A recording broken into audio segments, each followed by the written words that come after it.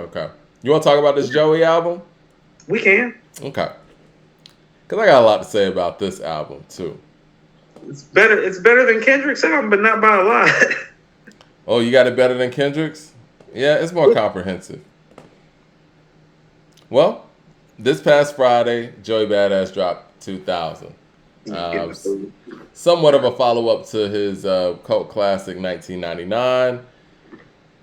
Man, you know what threw me off top, and I don't want to sound like a downer or anything. Well, you know what? Let me start right here. Be a downer.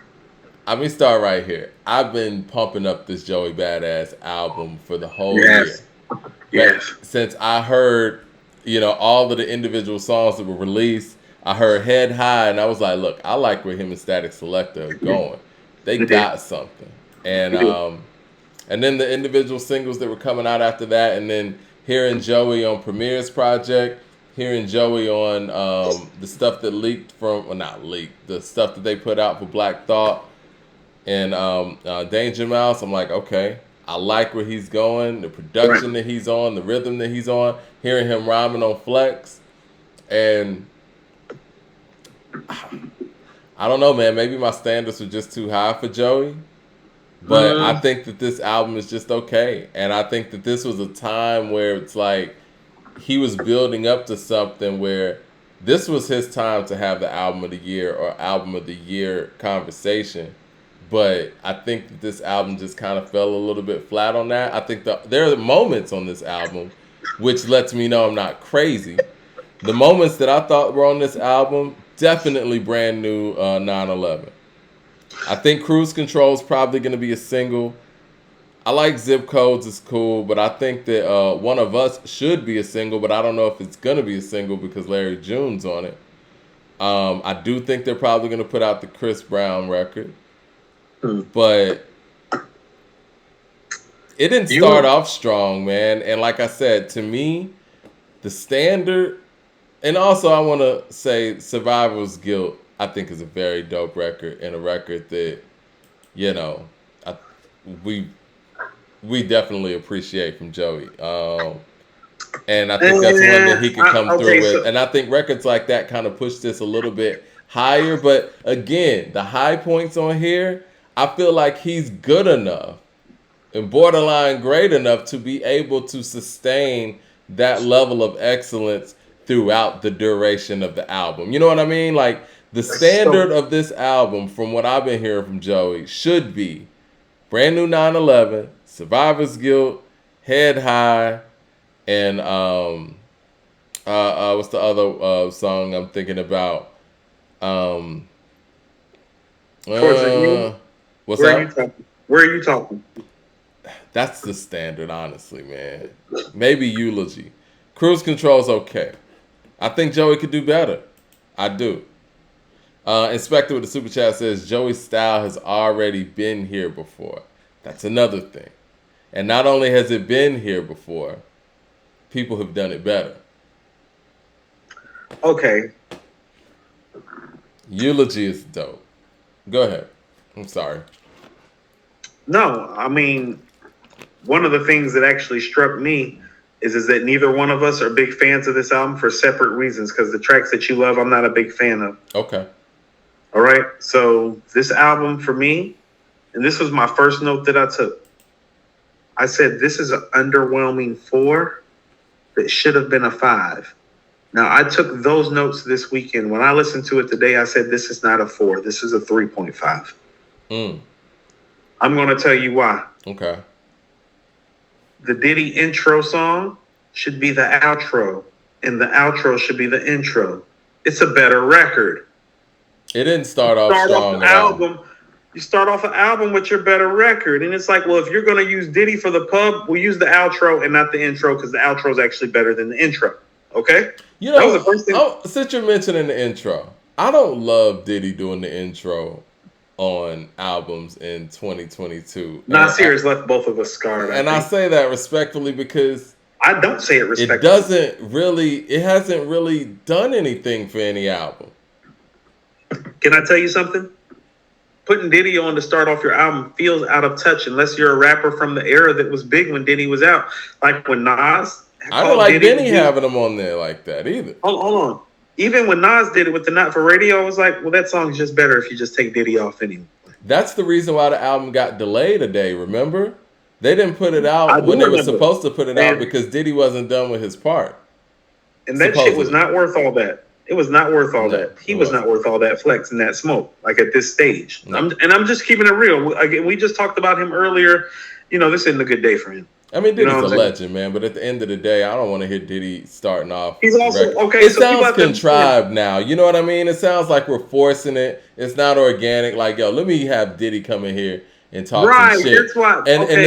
And I liked when Rick Ross used him on "Nobody to Somebody Kills You" remake, the Nobody or whatever. I know you don't like that, but see, that was different because Ross actually took some recordings of Diddy screaming on niggas in revolt meetings. So it wasn't like he pulled him in there and told him to record that. This was like a real situation, and that's when you put those things out there. But just calling Diddy to come in the studio and talk shit, it's like, it seems forced. It was intent. No, it's actually the opposite to me. First of all, it was intent, and it was purposeful.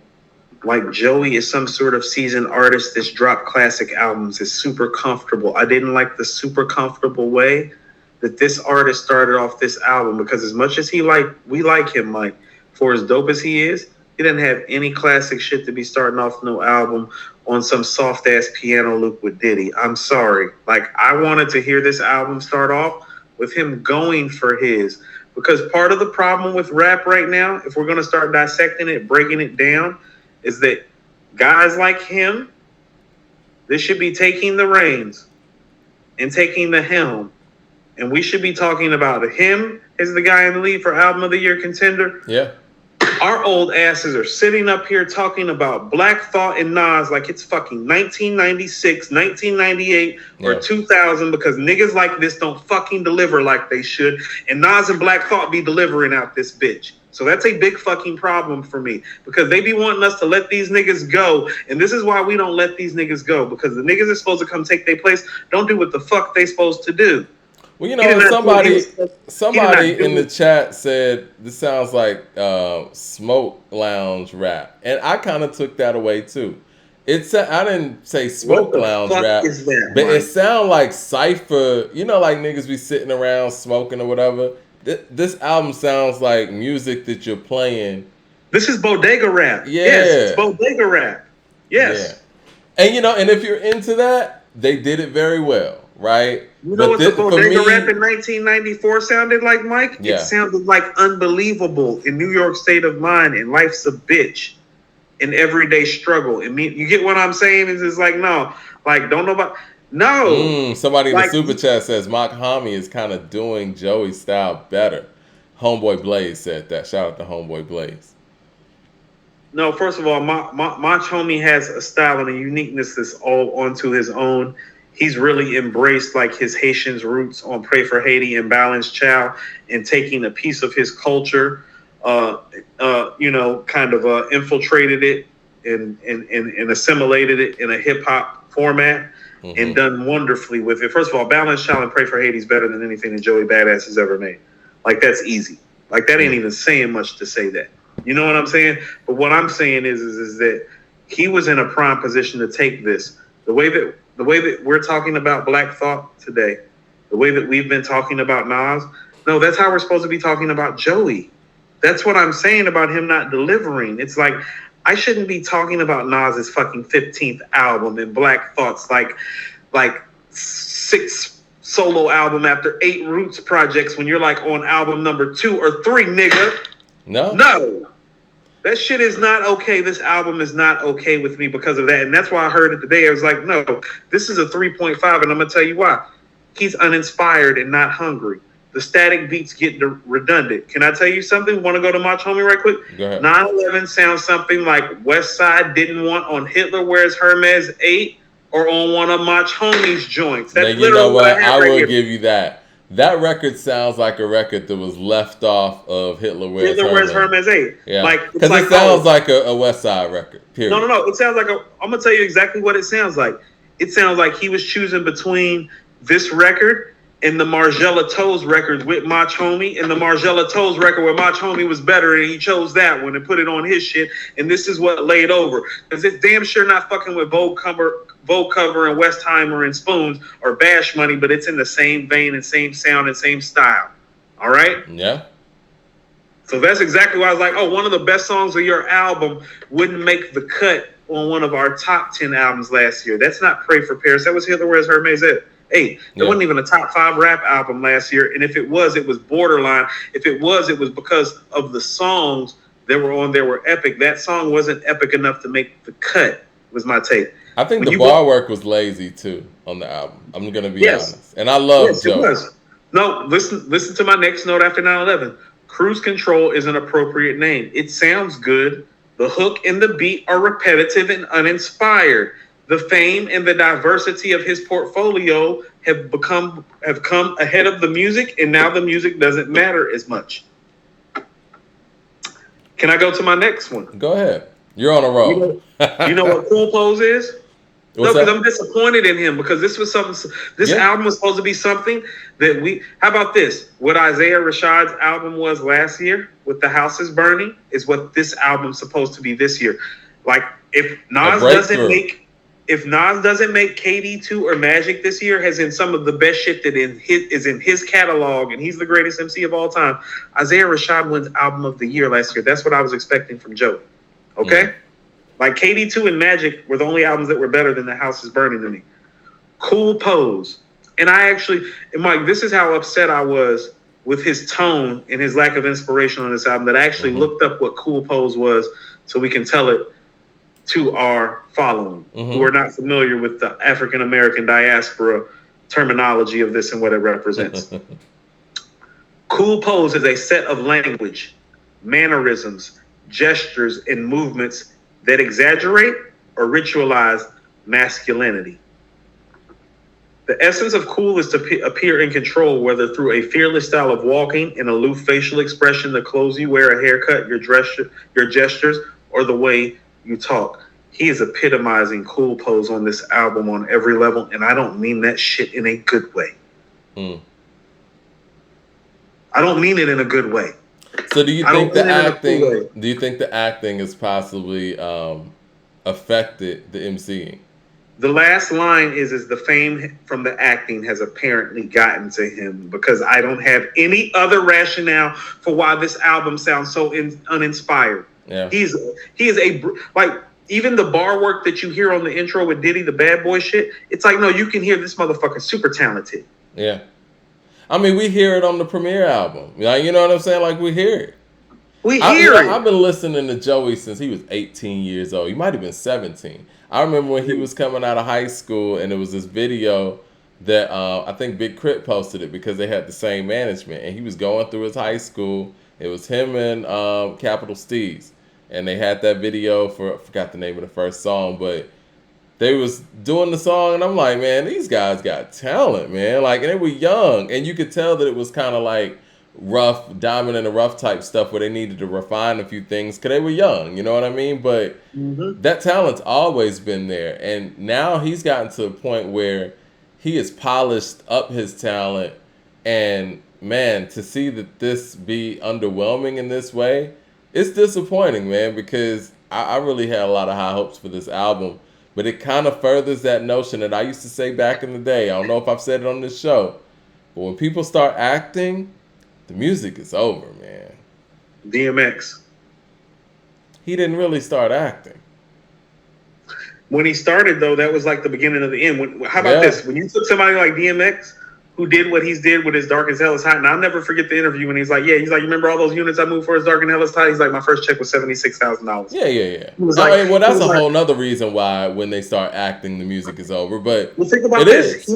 He made more money off Romeo Must Die than he did off of his first 2 Def Jam albums. He almost sold 10 million albums on those first 2 albums. Within a calendar year, he almost sold 10 million albums, and he made more money off Romeo Must Fucking Die. Well, Hollywood money is basically, it's consistent. It is what it is. They tell you what they're going to pay you, and they pay you that, and you show up, learn your lines, do the movie, boom. You don't have to worry about paying off producers. paying this publishing, paying for And marketing, paying for travel, paying your look, entourage. You don't have to worry about those things. And that's why we didn't see Ice Cube for almost 5 or 6 years Yeah. after Boys in the Hood and Friday. Queen Right? It's like Latifah. there'll be no Ice Cube solo albums. Yeah. No, there won't. Hollywood killed Ice Cube. Hold on. Hollywood killed Ice Cube's solo career. It's just Ice Cube had already had one of the greatest solo careers ever in about 5 years before he did it. Once you start acting, man, it's over, Arthur man. Straight Outta Compton. You know, but what I'm saying is he had Straight Outta Compton, America's Most. Mm-hmm. Death Certificate, Kill at Will, The Predator, right. And I think there are certain people who do a really decent balancing act. When you look at like people like Common, Mos Def has done it throughout his career. I would say Latifah. Ice Cube does a decent job of balancing acts, but you're not really going to have anybody acting full time and then get one of their best efforts or a hungry effort. And I think with Joey and even Dave East, these guys started acting early, which is great, and I'm glad that they're in a position to do that. But I was hoping that Joey could defy the odds, but no, it's pretty much stands to this day. Once you start acting heavy, the music is done. I mean, because like you said, that money's different. You're in a different place. You're not hungry like that. Music. He's a victim of the circumstances of the success of hip hop from his predecessors, like a DMX, like a Ice Cube, like the foundation of guys like LL, Latifah, DMX, Ice Cube have paved the way for a guy like this that should be, if not the most prominent MC. How about this? He should be the most prominent MC under 30 out of New York. Definitely. Right now. Let's just be even more generous and say Brooklyn, right? Let's just say Brooklyn. Hold on. So even if we want to go logistically and say Brooklyn, well, being the best MC in Brooklyn has always meant you were all-time great, legendary. Until now. LL Cool J is another one that did a decent balancing act, but like I said, Mike. Okay, so this is what I'm saying. So can I say something? While you were on vacation, me and Ron we went and shot some top fives. Mm-hmm. Okay, we did the top 5 MCs from Queens. LL's number 2. Yeah. Right. Where's Joey Badass on the Brooklyn list? Is Joey Badass even a top 20 Brooklyn MC all time? No. Then he shouldn't be making a product like this. Because so you got to clarify that. He shouldn't be making a product like this if he's not a top. You get what I'm saying? It's like no, fam. Like, you can't do this to your hip hop base. Nas the Goat said, "Who's the best rapper actor?" I think. Ice Cube. You think so? I'm going Queen Latifah. I think she held down a sitcom. She has some classic roles in film. Okay. What's her best verse and what's her best rap album? And that's why I say Ice Cube. Okay, so you're balancing the two out. You have to balance. I thought they were just saying the best actor. Okay. Oh, if they're saying who's the best actor, yeah, like best actor that raps. But if we're talking about balancing act, it's Cube. It's her. Yeah. If we're balancing the acts, it's Ice Cube because Ice Cube has all-time great classic material that's even better than LL's. Even though he doesn't have the singles like LL, his catalog is better. And people understand this. It's like, no, that's the dude that literally helped come up with Friday. That's Doughboy from Boys in the Hood.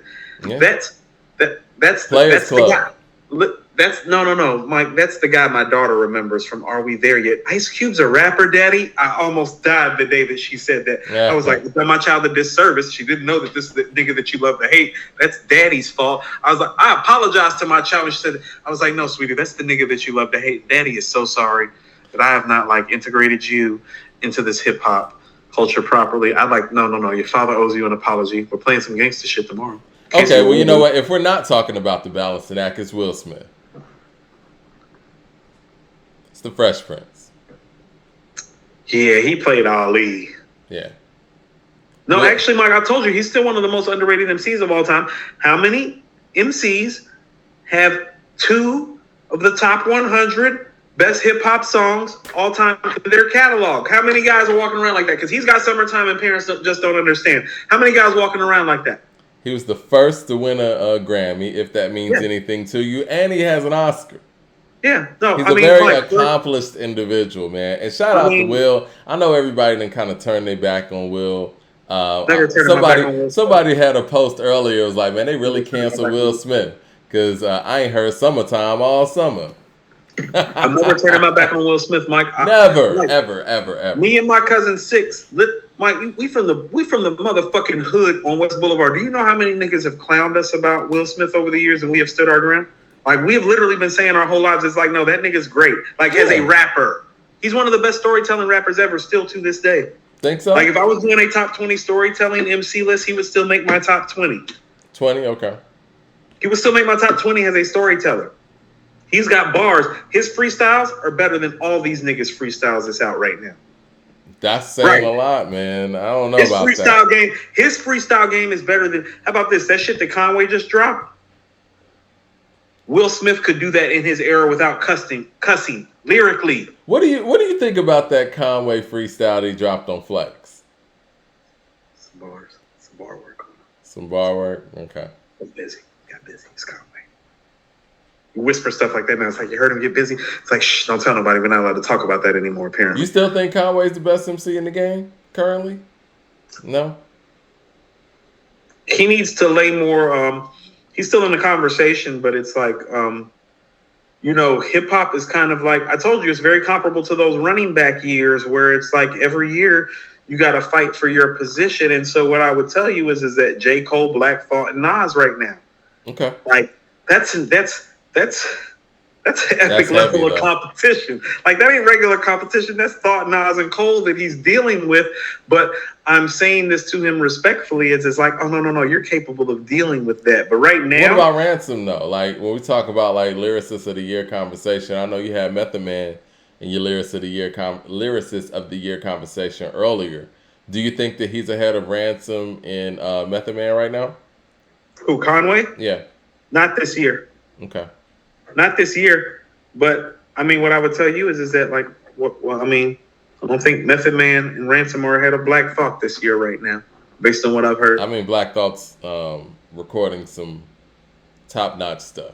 He's the walking standard for bars. How many times do I have to explain this shit? I think that this album is going to exhibit that.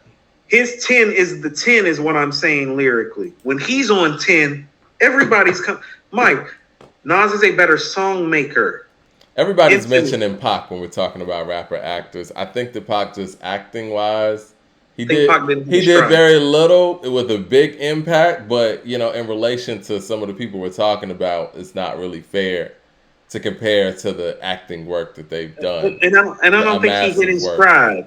It's like, how hard was it to play Birdie or the dude from Poetic Justice? It's like he needed to stretch himself a little bit more. That's what I mean. It's like when I see it, like, that's what I mean is like, I didn't realize how good of an actor Ice Cube was until I started talking about Ice Cube to my daughter. And she's like, the guy from Are We There Yet? And I lost my fucking mind in the car. It's like, who?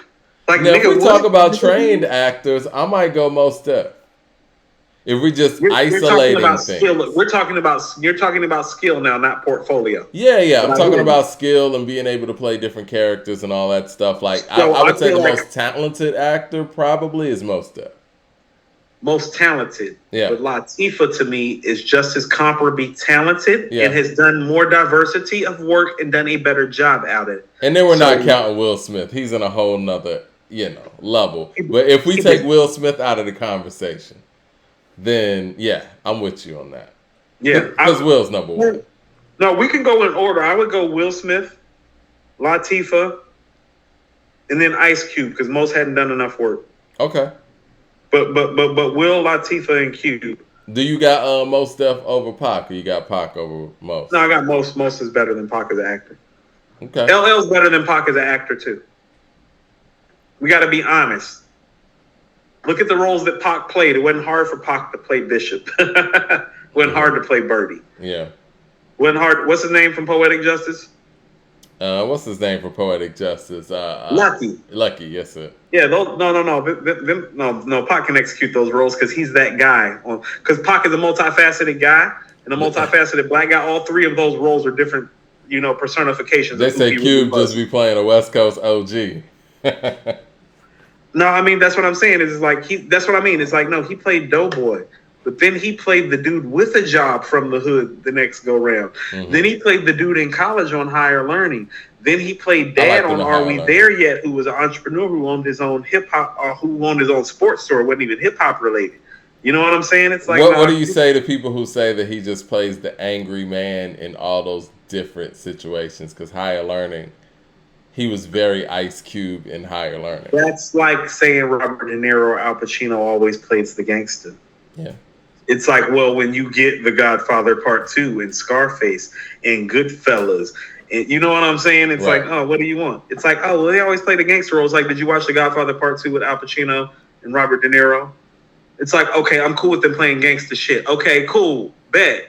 You feel me? It's like, what the fuck are you talking about exactly? Like, what are you talking about? Have you seen Goodfellas? Right. Have you seen Scarface? Mm-hmm. Have you seen Donnie Brasco? Yeah. Oh, you got a problem with them playing gangster shit? I don't. You got a problem with him playing Michael Corleone and shooting somebody in a small Italian? You got a problem with that? It's one of the best scenes in movie history. Like the cold look on his face and the way he dropped the gun, like the way he dropped the gun like that. It's like, oh no, you don't like that? Oh, you got a problem with it? It's like, okay, well then go watch Sin of a Woman in Cape Fear and shut the fuck up then. The L Web with the super chat says, Coop, you gotta watch Gridlock, Bullet, and Gang Related again. Podcast diversity. Gridlock, is that the one with the white dude? That was his last one, yep. No, okay, so Gridlock was his real acting chop starting to come out. That's what I mean. Like he was more of an actor in Gridlock, but that's what I mean. It was at the end. It was starting to come out. He had established himself as like the actor that he is on Gridlock. That's not the nigga that's playing Birdie on Above the Rim. You do understand that, right? Actor-wise. Andre Shashir says she's not the best actor because she's an actress. LOL. Well, there you go. Technically, in Hollywood, if you're like in a learning academy in a studio, they'll call all of them actors first. So I've heard that too. What right. I mean, that's just some Cali shit from being on audition and being in some spots and like seeing how it really goes. Everybody's an actor when they're in the building together. There's 500 of you in a room and you're male and you're female. You're all actors. I think what makes Latifah, actresses come here. They like all the actors come up front. I think what makes Latifah different for me is the fact that she held down a sitcom so early. And I mean, same thing with Will. But I think with Will and Latifah, it makes them very different that they held down a sitcom. And she put out Black Rain while she was doing the sitcom. She was very believable in Living Single. No, there's not a difference, and I'm going to tell you why. Both sitcoms succeeded because although they weren't classically trained, they had a staff that encompassed them that was classically trained. James Avery, Broadway, classically trained. Alfonso Riviera, TV. Well, he had a cast. Trained. Talk about Latifah's cast. No, let's get to it. Janet Hubert, been around the world and classically trained. Mm-hmm. But let's go to Latifah's cast. Let's not act like Erica Alexander did not come from the Bill Cosby tree of the Cosby Show. Mm-hmm. She got Living Single right after the Cosby Show. Yep. She made the Cosby Show. She's classically trained. Kim Fields, that's Tootie from The Facts of Life. Yeah. That's classically trained. That's Kim Cole from In Living Color. That's classically trained. No, Latifah had the same help that Will did. Not to the level of James Avery you know what I mean? It's different. No, it's not. T.C. Carson, classically trained. No, John Hinton, stand-up comedian. Latifah actually had more help than Will did. Do you think so? Nah, I don't know, man. Will's cast was heavy. Member, listen to what I'm saying, Mike. Every member of her cast was classically trained in some sort of level, whether it be TV, live stage play, or film. All of them. John Hinton was a comedian. Me and my homeboy Tremaine caught John Hinton smoking weed in a limo outside of a comedy show in Charlotte one night. Like, classically trained comic. What do you think about Ice-T? Huh? What do you think about Ice-T in this conversation? I mean, he kind of played the OG roles and kind of transitioned. Everything that he played was kind of like OG. She was even the OG cop. Is he a better actor than LL Cool J? Not over the course of time, but maybe initially. Okay. Maybe initially, but not over the course of time. Because here's what I mean about acting. You understand that like hosting award shows is acting. LL's an award show host. That's LL can host hosting. your award show. That's LL hosting. can host your award show. Hosting's not acting. That's hosting. Yes, it is. Yes, it is That's because you have to do hosting. no, because you have to do comedy skits and reading off of cue cards. That's acting. Is it not? Do you have to read from a teleprompter? Do you have to do skits? Do you have to entertain? Are you on stage? Sounds like acting to me. Rapping and acting is very synonymous. I think that's Sounds like insane. acting. I mean, correct me if I'm wrong. What do you do when you host an award show? Are there not skits? Do you not have to memorize lines? Yeah. Do you not have to read off teleprompter? Are you not on stage in front of an audience with millions of people watching? Sounds like you're fucking acting to me. What are you rating this, Joey, man? Why do you think Prince and Michael Jackson don't host shit? They like, I don't know how to act, motherfucker. Right. What are you rating the Joey? I'm going to have to give it a 3.5. I'm going to give it a 3.5, which is why I gave the Kendrick a 3, because I'm like, damn, the replay value on the Kendrick ain't even as good as this, and this nigga didn't do his job. I'm sick of niggas not doing the work. Man, this is upsetting, man, because like I said, Joey's in his prime, and I thought this was going to be his breakthrough moment. And I thought that all the acting was building up to this moment to make an epic release that was in the, I would say top 3 to top 5 album of the year conversation. He didn't do that. How about this? I know who I've been thinking about while I've been listening to this album. Vince Staples just released Ramona Park. Is this album better than Ramona Park? It's not, no. And what did we give Ramona Park? What did we give Ramona Park? I'm going to have to go back to our own episode. I'm pretty certain we gave it a 4. Yeah. Maybe you get 4.25. This isn't even close to that. And I feel very much about Vince the way I feel about Joey. It's like, well, the lane's really here for you for the taking. Because even though Vince made a dope-ass album with Ramona Park, it's like, damn, I wanted a little bit more. Because it's like, you can take this shit right now. It's open. No, that's real. That's real. But Vince did a better job of coming through than Joey did. But here's the thing. Vince got a Sprite commercial. Man, Joey done been on, what's the Blackish spinoff? He done been in this and that. Static. Joey's popping right now. No, but the fame is real. But I can hear the difference in the quality because Vince and Joey are in the same kind of weight class to me of like the guys who should be taking it. And it's like Vince is closer to taking it, but I don't see Vince popping on the other rap shit like he was a few years ago, the way Joey is right now. And I can hear it in the music. It's just a reality. I'm not as low on the Joey as you are, and I'm the one that had the high standards for it. I would give it around like a 3.75. I'm cool with that. If we could go 3.75, Mike, because I had it at a 4 originally. So maybe it's not the same as Ramona Park. It's not. No, I mean, maybe my disappointment today made me go immediately from 4 to 3.5, so we can go 3.75 and meet in the middle. But I had a problem with giving this a 4 when I thought of Ramona Park today, because I'm like, this album's not close to Ramona Park, so I'm not giving it even a 4. Yeah. It's not. So what do you, like, how about this? What do you think is the best song on here? Because the best song that I thought was on here, you didn't even mention, which is Wanna Be Loved with J.I.D. And I thought J.I.D. stunted on him a little bit on that record. J.I.D. did his thing on there. He stunted on him a little bit. I was like, I like Wanna Be Loved. I thought Wanna Be Loved and maybe Survivor's Guilt or Written in the Stars were the best records on here. When you brought up Survivor's Guilt, I was like, that might be the best record on here. Like, yeah, I think Survivor's Guilt or Head High, honestly. All of those. So we're clear that those last 4 songs are probably the best joints on there, right? Yeah. Are any of those hip-hop classics? Well, I mean, that's too early to say anything like that. But I think Survival's Guilt. People say that. I think Survival's Guilt will last a long time.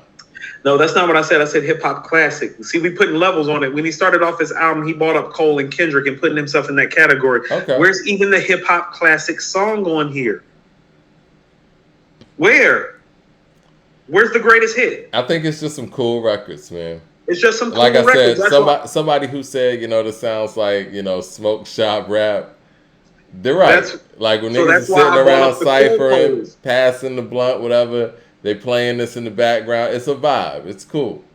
No, so that's cool if you want to do your cool pose, which really technically isn't cool in African American diaspora, and sit outside the bodega in Brooklyn and puff on with the homies and cipher. But in the context of the legacy and the greatness of it all and what we know that you can be, what we expect you to be, some of the bar work that he displays in here, like some of the bar work that's on here is like, no, this a Brooklyn nigga that can spit his ass off. Yeah. Why is he not going for it as such? Well, because he already has money. He already has fame. He already has accolades. He does not need to release a classic rap album to get what he needs. And here's the difference between him and let's go back to some BK brethren. It's like, oh, no. Just off the strength of what Nas did with Illmatic, Big and Jay felt the pressure and performed. Ready to Die, Life After Death, Reasonable Doubt. Go listen to those albums. There's stuff on there that lets you know that they're listening to Nas. Like, that's what I mean about it being competitive. It's like, no, you from Brooklyn. Banks' you know album is better too, right? Huh? Banks' album is better. Yes. Yeah. Yes. No, not a question. No. Like, Mike, there are so many albums that are better. That's the problem. It's like you're Joey Badass from Brooklyn. Like you mentioned yourself next to Kendrick and Cole. You know? But the only thing that I can say about him in this album is that, well, it's better than Kendrick's album, but this is the worst album of Kendrick's career. I was waiting on you to say that. I was waiting on that moment. No. If that's the best thing I can say about you, but this is the worst album of Kendrick's career, like in a landslide. It's like Kendrick just made a 3, maybe a 3.5 on the writing, when all his other shit is like 4.5 and 5. So like Kendrick is like literally 2 or 3 steps down from his level, and you're only a half a step up. I don't feel confident about where you're going musically. You can continue to be this star, but here's the thing about being that star. It's like, well, I can't count on you for no KD2 or no Magic late in your career now. You feel me? I'm seeing Hudson saying that we be disrespectful to the MCs of the new era. No, we're not. Man. Name me the classic song. And I know name me the classic song on this album. Quavo's not new era. I got brutalized on a viral post of putting Quavo in the top 25 MCs in the South. I mean, Mike, I asked you some legitimate questions just because I didn't agree with how high you had him placed in 25. I'm like, no, I'm cool with the 25. Can we slide him back? Can you explain to me why you have him up so high? So I'm going to ask people the same thing. It's like, oh, no, you like Joey? You fuck with Joey? So do I. Show me why we should place him higher based on the music, though. At this point, it seems more so on potential. I hate to say it like that, but yeah. Ain't nobody... Look here. And I like Joey, man. I was expecting a lot from this album. I was excited about this album dropping. Let's do a quick sidebar. Potential kind of works on the level that women says that it works. Like a woman will deal with your potential until one day she will realize you have had time to realize your potential. Yep. And you have not realized it. Yep. So it's time for me to get the fuck out of here, even though in my mind you are that nigga. Right. No, you're right. 100%. This is where we're at. This is the same thing. You want to know what? And this is what I mean. This is the strength. This is the strength of it. We was up here. Mike, do you see? Listen to what I'm saying.